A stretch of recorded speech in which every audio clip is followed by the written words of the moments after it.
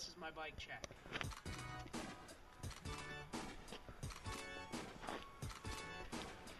Primo bar ends.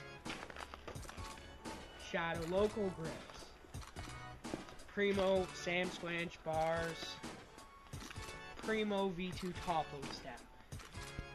Shadow corvus headset. Fit shiv 2 forks.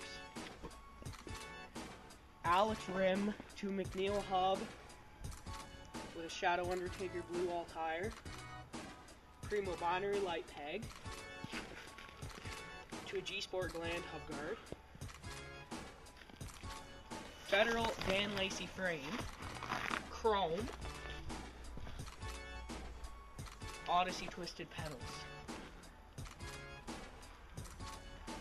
Stolen Team 2.5 cranks. Shadow Ravager sprocket. Odyssey Bluebird chain. Eclat one-piece seat.